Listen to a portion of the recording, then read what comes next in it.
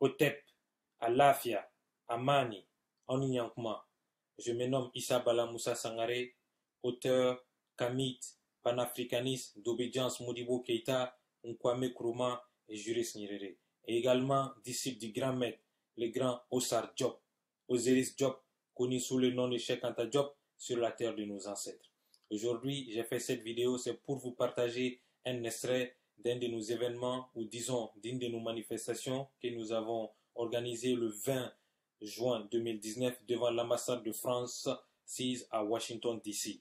Alors, cet extrait concerne la police territoriale qui est stipulée dans l'accord d'Alger, l'accord pour la paix et la réconciliation issu du processus d'Alger. Donc, je partage avec vous cet extrait. Le dernier point que je voulais souligner, ce ne sera pas un sujet qui est étranger aux Français, c'est l'accord d'Alger, cet accord antinational qui a été écrit par les Français et imposé à nos dirigeants.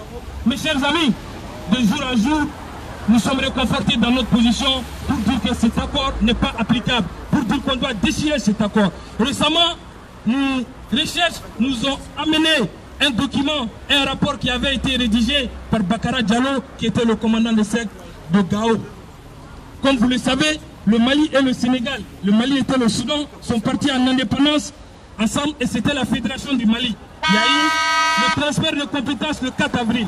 Et le 20 juin, cette fédération a été proclamée indépendante. Et c'est cette même date que les rebelles ont imposé aux Maliens pour faire la signature finale de l'accord d'Alger. Mais mes amis, j'arrive. Le rapport de Bakara nous fait savoir que Bakara avait entamé une tournée à Kidal, dans la subdivision de Kidal, entre le 4 et le 10 juillet 60. C'était pour implanter nos forces armées à Kidal et aux alentours. Le rapport, nous l'avons. Je vais juste lire un peu. Les notables de Kel et Félé ont demandé à Bakara Diallo d'instituer dans l'Adrar une sorte d'autonomie régionale représentant du pouvoir central, même en matière d'ordre public, ne devant agir que sur demande expresse du pouvoir local. Ce pouvoir local devant évidemment avoir une force de police qui appelle les tamasheks les partisans. Je cite la réponse de Bagara. Sans abage, j'ai évidemment dit à mon auditoire ce que ces conceptions avaient de contraire avec celles du pouvoir central dans le domaine de l'organisation future de l'État. Certes, je continue avec la réponse de Bakara. L'RH dit, nous avons conscience de la grande diversité de notre pays et nous sommes prêts à respecter partout cette diversité. Mais dans un État, il ne peut y avoir deux armées, deux forces de police, le maintien de l'ordre public étant de la compétence exclusive de la puissance publique. Au-delà de ce principe, la voie ouverte à l'anarchie et à la cessation. Fin de citation. Mes chers amis, lorsque vous allez lire l'accord d'Alger en annexe 2, défense et sécurité, le point 5, réforme de défense et de la sécurité, il y a un point B qui est là, petit b, la mise en place d'une police territoriale. C'est que nos pères d'indépendance, les pères fondateurs du Mali ont refusé. Le gouvernement, le président Ibeka, avec son gouvernement, ont accepté avec ses rebelles.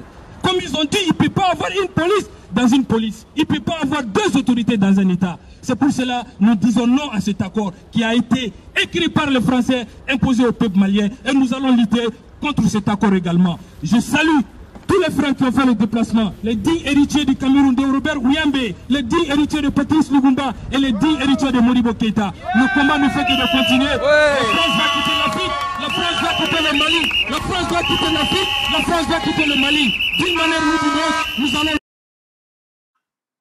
Merci beaucoup. Ceci étant dit, je voudrais terminer cette vidéo en lançant deux messages. Un premier message à mes frères et camarades de lutte, ceux-là qui se battent contre l'accord d'Alger depuis fort longtemps, ceux-là qui se battent contre l'impérialisme français, contre la présence de l'armée française chez nous au Mali et ailleurs dans le reste de l'Afrique, et ceux-là qui se battent également contre les sanctions illégales et inhumaines imposées par la CEDEAO et l'IEMOA. Ceci étant dit, on ne peut pas se disperser sur plusieurs fronts. L'accord d'Alger a bien précisé qu'il y aura une police territoriale. Donc, et ces militaires, lorsqu'ils ont pris le pouvoir, ils n'ont jamais caché. Vous pouvez aller réécouter leur premier discours. Ils ont dit qu'ils vont bien appliquer les accords d'Alger. Ceci étant dit, menons le combat contre la présence de l'armée française chez nous. Menons le combat contre les sanctions de la CEDEAO et de l'IEMOA. Après cela, nous allons revenir, continuer de nous battre encore contre l'accord d'Alger. Et le dernier message est adressé à nos gouvernants, notamment le colonel Assimi et ses compagnons. Monsieur le Président, le colonel Assimi, je vous demande, par rapport à tout ce qui concerne le Nord, par rapport à l'accord d'Alger, veuillez vous faire conseiller. Veuillez vous faire conseiller par professeur André Bourgeot, directeur émérite du CNRS de la France, Centre national de la recherche scientifique, qui est un grand ami du Mali. Veuillez vous faire conseiller par le professeur Issa Ndiaye. Veuillez vous faire conseiller par Dr Zoumana Sako. La liste elle est longue, je ne pourrai pas énumérer tous ces hommes et ces femmes qui peuvent bien vous aider pour mener à bien la révision de cet accord d'Alger. Nous, on était très surpris de voir qu'il y avait une délégation, une forte délégation qui s'est déplacée à plusieurs reprises en Alger et qu'il n'y avait pas des gars comme André Bourgeot et qu'il n'y avait pas des gars comme le professeur Bakary Kamian, paix à son âme, ou bien le camarade Amadou Dikoroni, paix à son âme. Ceci étant dit, je le répète, veuillez prendre attache avec le professeur André Bourgeot. Veuillez prendre attache avec le professeur Issa Ndiaye. Veuillez prendre attache avec Dr Zoumana Sako. Alors, chers camarades, je termine en réitérant mon message. Ne nous trompons pas de combat. On ne peut pas être sur plusieurs fronts. Otep, Otep, Otep.